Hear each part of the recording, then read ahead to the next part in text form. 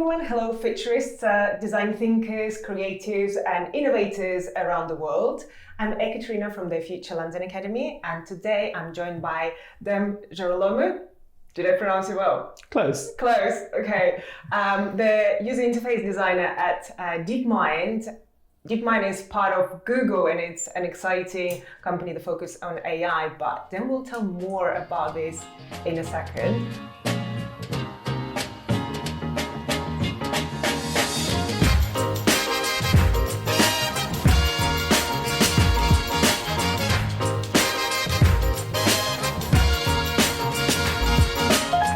How are you doing today? I'm all good, thank you. How are you? Very, very good.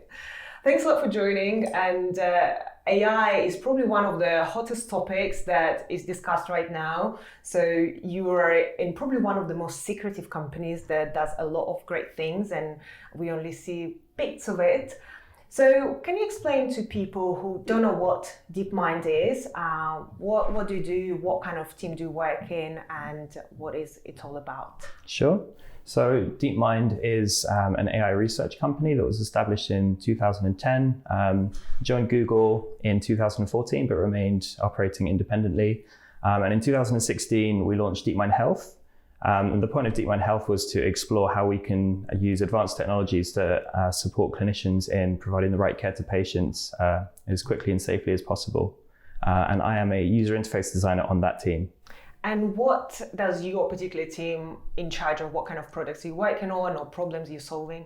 Within Deepmind Health, there are two main streams of work. One of them is our product called Streams, which is a results viewing platform that clinicians use. And the other team looks at research for how our technology could be used to support healthcare, solve problems in healthcare in the future. So AI is a really exciting topic, but what excites you about working in AI? Why did you decide to join Deepmind and in general the team that works on such projects? Sure. So personally, I'm really excited about the high impact social problems that AI can solve in the future. And it's why I wanted to work in this space, specifically in healthcare.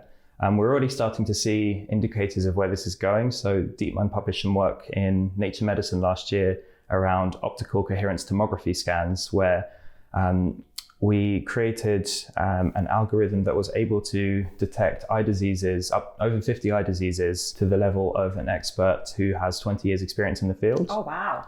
And if you think about the implications of this in the future, if some kind of technology like this is implemented in high street opticians or wherever, allowing this kind of expertise that we're able to capture within AI is going to be super powerful. So healthcare is one space. I think energy consumption is a really exciting thing to look at, how we can optimize our consumption of energy in the future. I just think there are so many problems that we'll be able to solve using AI. I also read that there are some diseases that need to be treated like in the first week or something. So like diagnosing those is like very, very important and considering the queues in our current health system. Yeah, it's really exciting because it would be great in the future to move more from reactive care in hospitals to preventative care. So thinking of that is, if you were to suffer acute kidney injury, for example, in a hospital, the sooner you treat it, the better outcome for the patient, essentially. And there are going to be loads of conditions, there are loads of conditions in which if you're able to treat before it actually takes place, if you can see it coming, provide preventative care and stop the patient from suffering from that condition, then it's going to benefit everyone. The outcome for the patient's obviously going to be better. It will save money for the caregivers. It will free up clinicians to spend more time with other patients. It's just a win all around. I've seen recently this video of an AI that is able to create a portrait of a person from a voice, which was absolutely mad. So essentially, and the photographs that it would create were quite close to the real person's face, which is absolutely mad. It's beyond my understanding. Apparently the way we speak somehow is related to our face. It's fascinating. Yeah.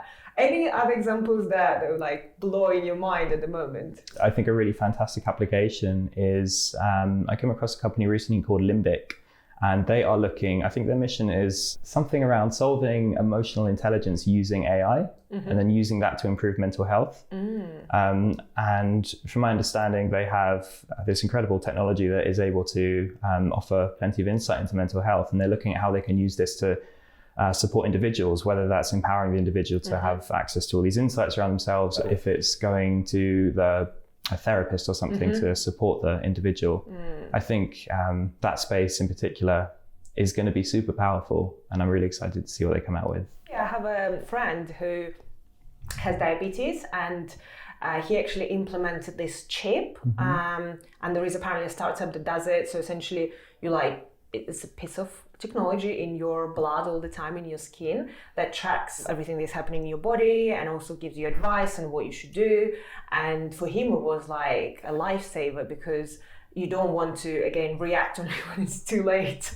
You actually want to see what's the way you can live your life healthier. And when he was telling about this, it was like really exciting. He was like, maybe I should consider that. That would be so good when the system could tell me, like, today you had like good sleep, you did well, you ate good food, you spend enough time outside, so your body seems good, and then the next day maybe your stress level is high, whatever that is, that actually things that we not sure if we feel them right. Sure. And I think that would be really helpful. Yeah, absolutely. It's a really interesting thing to think about. I remember a couple of years ago, my dad had surgery, and after the surgery, he came out and I think his vital signs had been taken by the nurse. And the nurse said, your heart rate's quite low. We might need to do something about this. And he said, I think that's normal for me. It's generally quite low, but no one was particularly confident. So I was in the room and I was able to go get his phone, and we bought him a wearable a few years before, a piece of wearable technology. And so we had his heart rate data from the past, however long on there. So I gave it to him. He was able to look up, what his resting heart rate was, for example, tell the nurse that, and then that changed the course of action there. So they were able to understand that there wasn't actually anything wrong, and they didn't need to do anything additional. At Deepmind, you actually have the whole department that looks after ethics. Yes. So tell me more about that. How did it happen? And also, why is it important to think about ethics and AI, ethics in technology? It's both a great privilege and a great responsibility to be able to work in the space that we do. When Deepmind was set up, it was very much the mission, and still is, to look at how we can develop advanced AIs, but also how we can use them for providing positive social impact. And so naturally, it makes sense that we're thinking not just about the technology, but also about the ethics behind it. And especially when we work in the healthcare space, it's really important to have oversight into this area to make sure that we are always considering everything and everyone that it touches, so that the ethics team are a really, really, really core part of what Deepmind does. And are there any particular things that you would say we should all think about, especially for companies who are working on AI projects or technology? What are the standards, or what are the main key issues that you see in the industry that we should consider? So I think there's a lot that we can learn from the past. I mean, we spoke earlier about the temperature in offices being generally, it caters towards men. There's a complete oversight from years ago. And while people are developing this kind of technology, if they make the same kind of mistakes when they are biasing their algorithms, their products, then we're going to face problems in the future that could be completely avoided. So I think tackling bias is such an important part of this field. You're a designer and you're a user interface designer. You came from an agency background as well, so you worked on actually lots of different projects at Us2, another lovely company that I personally love. Is there any difference in the way you do design in your team compared to what you experienced before? I also adored my time at Us2. I think you're an incredible company and have a really fantastic approach to problem solving and design. For me, when I worked on Streams for the first time, the product, when I came across it, I knew straight away that this is something I want to put my everything into. And so it was a difficult decision for me to leave Us2 and join the team at Deepmind. In some aspects because I was so fond of it. But yeah, when I found that one project, I understood that I wanted to really go deep and understand the product in the long term. I wanted to understand the problem and how we could really make a difference.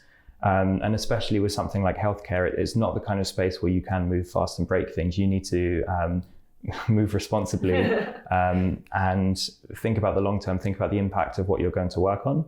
Obviously, that's true of many other sectors as well, but especially in healthcare. And so for me, the appeal of having one thing that I could I know that I'm going to be working on this and I'm in it for the long term. It meant that I could really, really immerse myself in the specifics of that problem, and try and apply some longer term thinking than I have been able to in the past on shorter engagements.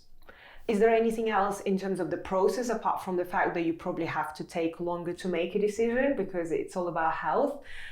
The way maybe you interact with your development team, because obviously Deepmind engineers probably one of the smartest, as well as the way your team is set up, or anything else that you felt like was very different from the agency life? There's actually a lot of consistency between how we operate as a product team within Deepmind Health and how we did at us two. We have similar cultures, and we value similar things, mainly being cross-discipline product teams. So we make sure that we have cross-discipline representation along the majority of the journey to make sure we're ultimately building the best and safest product that we can. And it percolates all the way down to if you have an engineer in the discussion when you're sketching concepts for design, then you get very quick and early feedback on feasibility and impact of a certain decision that you might be making. So if you don't have that cross-discipline collaboration happening from the get-go, then you could make something, you might design an interface element that's very technically expensive and slows the phone down if you have lots of them on the screen at the same time. Flagging that kind of thing early, super important. Having a clinician present as well, having them participate in the sketching, make sure that we have grounding in their medical expertise. Having a clinical safety officer to input in the discussion, having product managers to think holistically as well. It's something that both us two and Deepmind practice because, I believe it's the best way to approach design is to think of it as a cross-discipline responsibility. And you also mentioned you have clinicians, which is, I think, incredibly good, but also they have a job that they have to do. So how do you balance their time? And are they always in your office, just working from your office? Do they come certain days? When I say we have clinicians on the team, I mean that we have employed people who have a lot of experience as they might have been a surgeon in the past, a nurse, whatever it may be. They have a lot of experience. And then they decide to become a designer.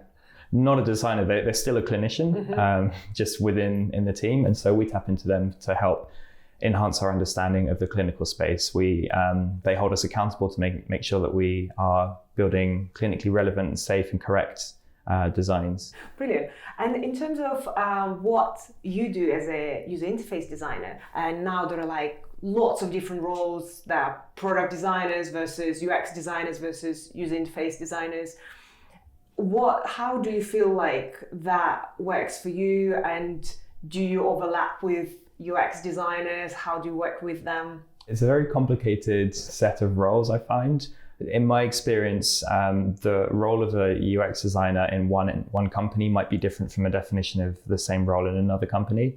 I think the headlines for me are that it's important to be collaborative. So there are absolutely different types of designers, and it's very important to be able to collaborate on the process. And naturally speaking, so for example, if I am a user interface designer working with a user experience designer, there's not always going to be a very clear-cut separation of our responsibilities, but there might be something that I would be accountable for that we both work on, or the user experience designer would be accountable for that we both work on. So operating collaboratively, so we both participate in sketching and prototyping and the interface, but making sure that there is definition around who owns what is a really productive way to work. How do you react when someone gives you a comment or opinion from a different team? Because I think that's one of the toughest one when you get this collaborative creative culture where everyone is allowed to have opinion. I agree this is definitely good to create better products, but I know personally as a creative person, it's always hard to hear from someone who is not an expert in your field advising you, this is what you should do, I think it would be better if you did that. How do you feel, first of all, when something like that happens? And also, how do you kind of navigate those comments? I think with us, the team, we thrive on it. We find it really important to have someone with a completely different context critique design.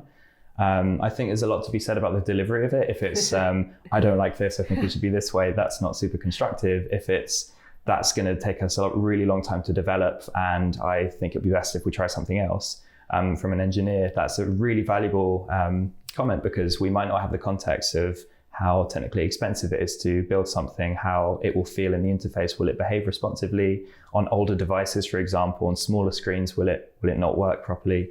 So having engineers, clinicians, having everyone participate in this discussion As long as the feedback's delivered constructively, it's an incredibly important part of our process. But what is your overall, I suppose, vision or values in the company? Because you're right, there could be a cost, like it takes too long to build.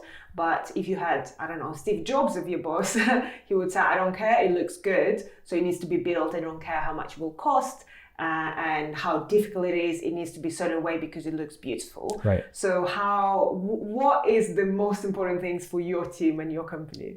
Two parts to this. Firstly, on a personal level, working in the healthcare space and joining this team, I found incredibly humbling. It's when it really sunk in. I really realized that the role of a designer, it's a very functional thing. We're trying to facilitate something. We're trying to empower people to do something or achieve something. And so it isn't important about craft and beauty if that comes at the cost of something like safety or patient harm. So ultimately, every decision we make will come back to that kind of thing. It's about, what are we trying to achieve? Are we doing that safely? Is it useful? Is it well designed and safe? And those are the main things that we use as a motivator.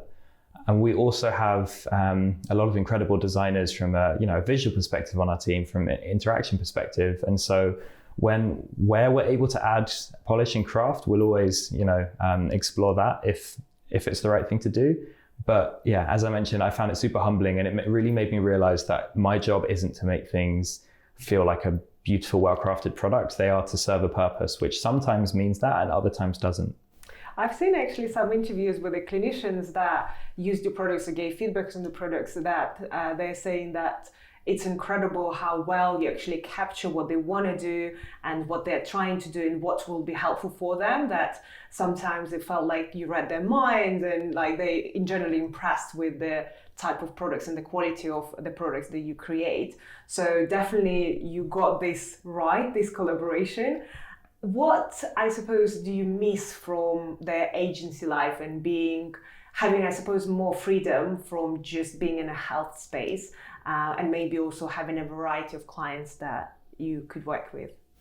I think it's perhaps personal opinion. Like I know quite a few people, so I have lots of friends who started their careers similar time as me. Some of us went straight into agency and some went straight into product. And what I found, what I've observed is after a few years, whichever you chose, you just kind of crave the other one. You want to see what it's like. If you've been on one product for the whole time, you want a bit of diversity to explore that. And if you went into an agency, then after a few years, it's quite natural to feel like I want to really own this one thing.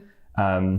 I loved agency and I could have happily stayed at Us Two for a long time. As I mentioned, it was specifically the product and the vision of the incredible people at Deepmind that brought me over.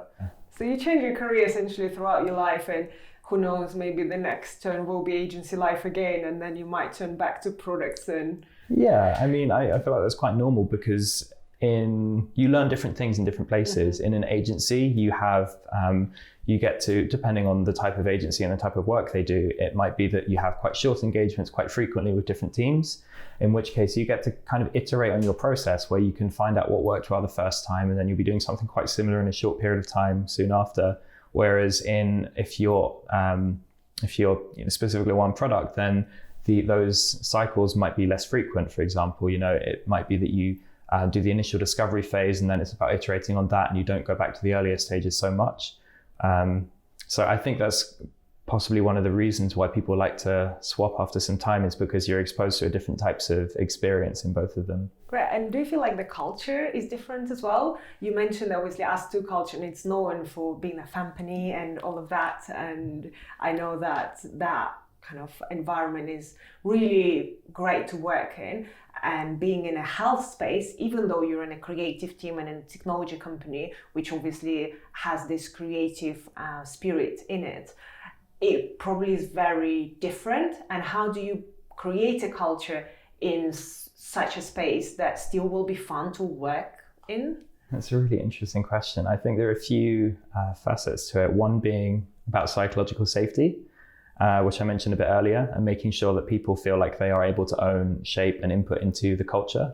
I think an observation I've made personally in my career is that humility on a leadership level is really important. So, for example, the founders of Us Two, Mills and Sinks, are incredibly humble people. And while they had a very defined vision for what they wanted the culture to be, if you had any feedback on it, or if you felt that something wasn't working or suggested something different, they would make it abundantly clear that they would listen and take it on board and bake it into the culture, and it would evolve and grow, which is a very natural thing to happen to a culture in an agency as it naturally grows. So yeah, an observation there is the importance of humility and being able to listen and evolve with everyone instead of trying to enforce this kind of fixed, here's what the culture is, you have to fit into that or don't.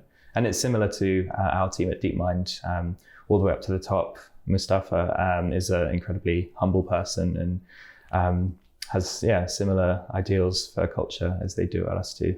Oh, great. Oh, it's so good to hear that even the companies that probably have much stricter regulations, but still have the feeling of this kind of family and where everyone could have an opinion and has an impact. So, it's really good to hear. Yeah, I mean, there'll always be teething pains as companies scale and focuses change. It's how you respond to them that I think is the really impactful part. Brilliant. On the topic of inclusivity and diversity, I suppose, I know that you feel very passionate about those topics. Tell everyone who maybe is not passionate about it yet, why is it important? I think it's a fundamental responsibility of everyone to make the world a more inclusive place, because anyone will be in a position that they're in based on things beyond their control. There will be factors that have played into the job that you've got, how you ended up there, where you live, all of those things, and they're not based on the individual, they're based on things external to the individual. And I feel like I am in the position I'm in now in my career where I adore my work. I feel like I'm really privileged to be able to do what I do. And some of it is because of hard work that I've put in the past, but a huge part of it is undeserved privilege that has just been something I've benefited from. And so I think there will be people out there who work harder than me, who are more intelligent than me, who won't get these kind of opportunities because of the undeserved privilege bit, because they simply won't be exposed to it or don't have the opportunity to.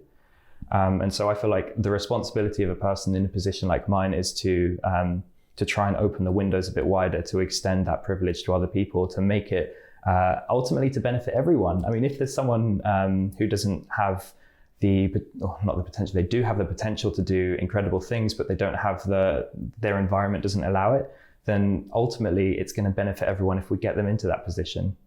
And you're also part of the Creative Mentors Network. I suppose that's kind of part of your contribution to give these opportunities and open these windows for people.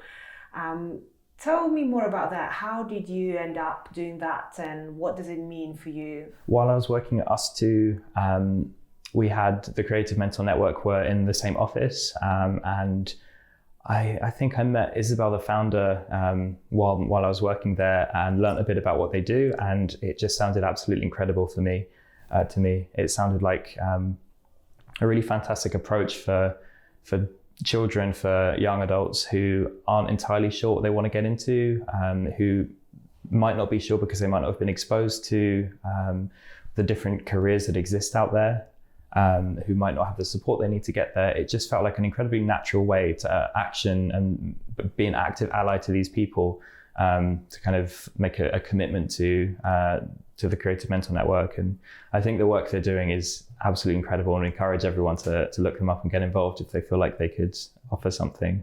So how does it work? Do you work with one person? You have a couple of people you look after, and do you meet with them every week, or what? So you will have one mentee as a mentor, and you are, I forget how long the program is. It's something like 16 weeks. Sorry, Isabel, if I got that wrong. And they offer training along the way. So to make sure that you are able to offer as much as possible, there are various points along that 16-week journey, however long it is, where they teach you different skills that are useful for mentoring someone. But it's very much, you set the cadence, you find out what works for your mentee, and you basically facilitate them in getting to where they need to be, where they want to be. So some people might have a very tangible, their mentee might want to create a project by the end of it. They might want to launch a YouTube channel or something. And so you could support them in doing that. It might be more about your mentee wanting to learn more about the industry. So perhaps it's you setting them up with interviews with a designer, an engineer, a writer, whoever it may be. So it's very much, you'll get to know them and find out how you can help, and then just do anything you can to champion that. I wish that was open for people over 25 years old. I feel like I need so much advice, and I would love if someone could tell me what to do on all these different aspects. They should open a next one for people under 50, I think, under 50, and then maybe then. At 80, actually, I probably would need advice from the 20-year-olds when I'm 80 of like, what should I do next? It's definitely worth exploring that. Can you tell about the person you were mentoring? What was the journey like? And I suppose, what was your most surprising thing about this journey? The most surprising thing about the journey for me is that I feel like I got more out of it than my mentee, just because she is an absolutely fearless young woman who just every time we spoke would just completely blow my mind with her interest in whatever it was we were speaking about. I introduced her to a few colleagues and friends so she could learn more about different roles out there, and her attitude towards learning about these people, asking questions, exploring, and actually like being present in those conversations was incredible. And it was, the goal there was to try and paint a slightly fuller picture of the industry and what kind of jobs exist out there, what she might like to do. And so for me, being able to extend my network and try and offer some experience from my past and the experience of those around me it felt like an incredibly natural and important thing to do. She's gonna do amazing things, I don't doubt it. What is she doing now, do you know? She is doing exams, or I think she's finished her exams at the moment actually, so she'll be starting university next year. Oh, brilliant. So she was very young. Yeah. Oh, amazing. Yeah. I think it's great that I think people at that age actually seek for guidance and help. I think I wish there was something like that when I was at school or even at university, because definitely that's the time where you feel so lost and you have no clue what you should do or what you want to do, because on one hand there are so many options, on the other hand you don't see the clear path of what actually these options lead to. Yeah, and that's something when I talk about the privilege that I've had to get to where I am. For me, I studied graphic design at university, and I spent 2.5 years gearing towards becoming a print designer because that's what I thought I should do as a graphic designer. And then in the last semester, by chance, a designer, Gypsy from Us Two, came along to my university and just gave a talk about the industry and the work that he's done and how he got to where he is. And I sat there in the lecture hall being like, this is incredible. It's absolutely just so motivating, but I feel like I've wasted 2.5 years and I don't know what to do now. And then just from, being lucky enough to see someone come and speak, I was able to chat with him and learn a little bit more about it. And then he pointed out some different agencies I could look into to find out more about that type of work. And then it just planted a seed that for me led to where I am now. So I think there's so much work to do just about visibility, just about what roles actually exist. I did not know that my role existed when I was studying, which is awful. So yeah, creative field in general is very confusing. So seeing examples of people who are doing different things. Yeah. And especially I've seen this a lot in fashion industry happening when people love fashion. But to become, for example, a fashion designer is incredibly difficult, almost impossible, especially to make money with that. But people don't realize you can be a fashion journalist or a stylist or doing commercial videos for fashion. So there are so many career paths that you can take if you're passionate about a specific topic. Yeah. And the same with design. You might not need to be a digital designer. You might become a product manager. You might become a UX writer. There are so many different jobs that people don't talk about. Absolutely. And I think coming back to the Creative Mentor Network, I think the reason that work is so important is not just about opening to, showing people that these roles exist, but also showing people that look like them might be able to do that as well. So it's not just kind of the cookie cutter type person in every kind of role, but there's more representation. So, a young child at school who's looking up to, I don't know, maybe they want to become a computer scientist. They can see people that might look like them through programs like Creative Mentor Network. And that might just be enough to light the fire in their belly that gets them there and helps them realize that they can do that if that's what they want to. I so agree with your point, and I think one of the first questions you asked us when we discussed your involvement in one of our programs, UX and Digital Design Week, you asked if we have diverse enough speakers and if you're taking someone else's place. And probably you are the first one who asked that question, and I was really glad that you raised that, because definitely that's what we believe in, and we constantly strive for 50-50 balance, at least in gender. That's so far the only one we can do. What would you answer to those people who say people were saying you're seeing the problem where there is no problem? What's the difference between men and women? If you're saying everyone is equal, then why do we need women? It's a really tough one. It's often a difficult discussion to have. Initially, when I was first learning more about this whole topic, I would have possibly been quite annoyed and been like, how can you not see it? It's just, it's your responsibility. I feel like the best way to remedy it is to empathize, to try and understand why that person feels that way and help them see from another perspective. It's really tough. There are a few ways to tackle it. I mean, one of the more common and popular ways at the moment is to talk about how great diversity is for business and how having a diverse team is, more creative and ultimately better for revenue and stuff. Some companies talk about that, and I think that's tragic. I think it's such a shame that you have to lean on, it's good for the business in order to make yourself a diverse and inclusive environment. It's just, I think it comes down to human decency. It's just, we have so many arbitrary separations and ways to distinguish people and group people that we just don't need and that don't offer anything. And I just think it comes down to being empathetic, trying to understand what it's like to be in someone else's position, and to try and question and look at why you believe what you believe. Even someone, who might think something similar to what we both think, it's really important to constantly question why and make sure that your opinion is never finite, right? Like, you'll always continue to iterate on it, and you might come across someone one day who has an experience that might make you change what you believe in. And I think being open to that is going to be the main way that we can combat the people being like, it's not a problem, it's fine, it's okay. It's heartbreaking to witness. I agree, and I think it's this kind of vicious circle of, if there are not enough people from different backgrounds talking about that, then the new generation don't see enough examples. So there will be less of them in the industry, and then there will be less of them speaking about this, and it kind of never happens. So yes, right now I think we have to force it slightly from both sides, just encouraging women and every woman who's watching us who has something to share and experience and interesting journeys and just in general, like, great thoughts, then they should go for it. And it's just benefits everyone in the long term.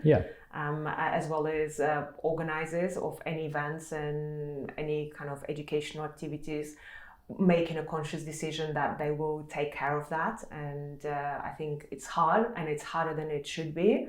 But I think that's the responsibility we all have. And it's okay to get it wrong. We all learn about this, and it's an important way to grow.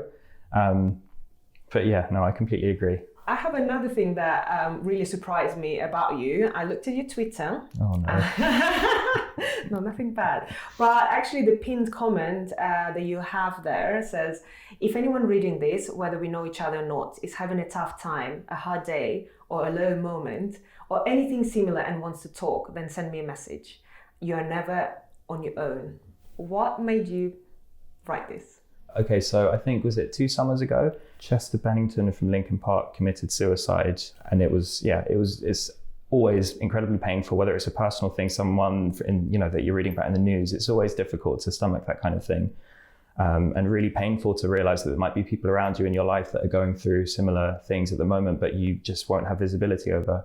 And I remember reading an interview with one of his bandmates who, I think it was something like they were in the studio, and then Chester came in, and one of his bandmates said, "Are you okay?" And he just said, "No, I'm not." And they spoke, and they had a long chat about it. And I thought that was great, because it's such an easy thing for us to do, to say, "Are you okay?" And then, if I'm going through something, I could just be like, "I'm fine, it's okay." But if I'm in a place where I feel comfortable enough to say, yeah, something's actually not up, like I would like to talk about it, it doesn't cost me anything to tweet that kind of thing or make it clear that I'm happy to speak with anyone that needs to. But for someone that might want to do that, it could be the difference between having an okay day, a great day, a bad whatever. Like it felt like a why not type thing. I had a couple of conversations after, and the thing that really struck me about that was after the barrier's been broken and you have spoken about it with someone, you both kind of acknowledge how silly it is that it's not spoken about more. And for me, in the past, I've had bad days. Everyone has bad days, but I was speaking with someone that was talking about their own experiences with mental health, and they just in conversation dropped in about a conversation they had with their therapist. And I was really curious. I asked a bit more, and it turned into a bit about their thoughts on mental health in general, and how they said originally they started going because it's like going to the gym, right? Like you would go to the gym just to stay healthy. You wouldn't go only when something's wrong. And it's the same for mental health. You don't need to have something glaringly wrong in order to want to work on and improve your mental health.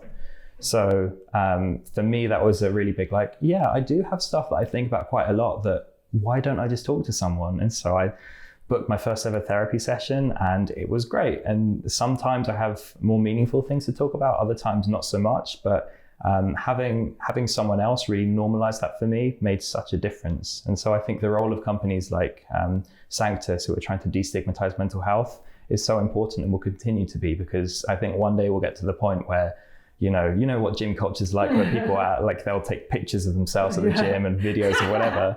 Imagine if it's the same for mental health one day, and people are as proud of the work they're doing there. Like, went to the therapist, #mental health. Put a video of, I don't know, or something.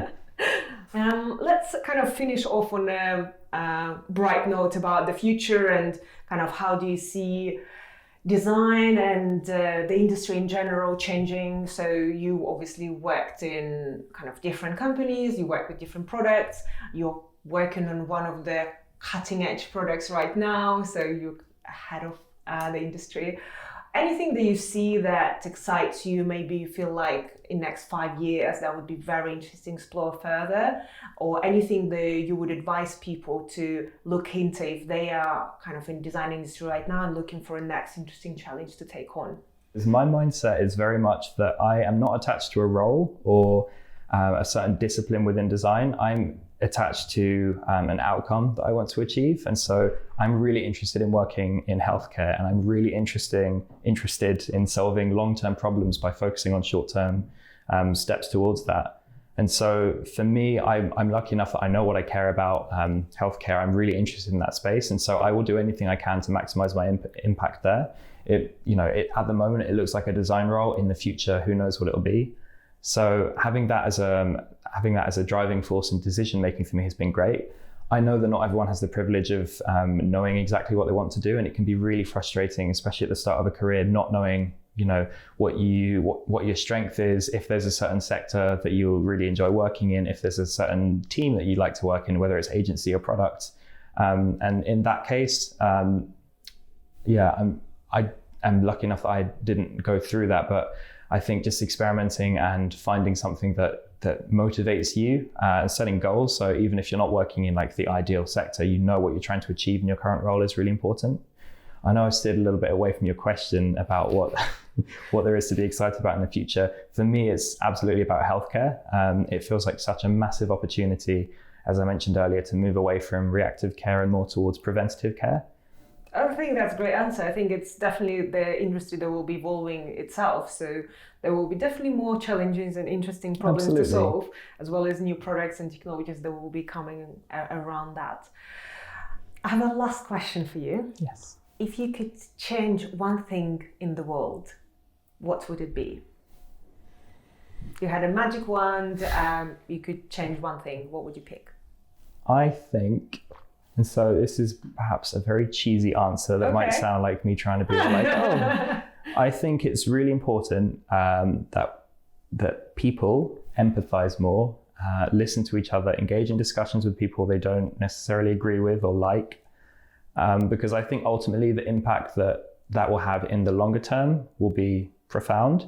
I could easily say that there's a specific problem I want to solve in the world right now, which would be just as valid. But I think the knock-on effect of being more empathetic as a whole and thinking about other people in more depth than just a surface interaction, thinking about like their motivators, what they're exposed to and why, how they are, where they are, what they're struggling with, I think it will solve all of the big problems. It will make the world a more fairer place to live in. So a bit abstract, perhaps a bit cheesy, but I think making sure that everyone is able to empathize with other people. That's an amazing answer. I don't think it's cheesy at all. I think it's definitely something that not enough of us do. Actually, we asked this question to everyone, and I'm so surprised no one so far said the same thing. Everyone actually has a different passion about what. Yeah, I mean, it's an interesting one, and I acknowledge like empathy is a tiring practice, and that like if you experience the emotions and the feelings of everyone else, it would be exhausting. So there's so many things to iron out with how that would work practically, but I think generally speaking, as a rule, approaching things more empathetically is a win. Wonderful. Well, thanks a lot, Dan, for coming today to talk, and definitely a very fascinating discussion. And I learned a lot about the world that surrounds you. So I'm really excited to have you at the UX and Digital Design Week as well. Likewise. So everyone who will be joining us in August for our program that will involve Deepmind and lots of other wonderful companies talking about their processes and how they approach things and what motivates them and how they structure the teams and all sorts of wonderful questions. I'm looking forward to meeting you all. Thanks a lot, Dan. Thank you. And until next time.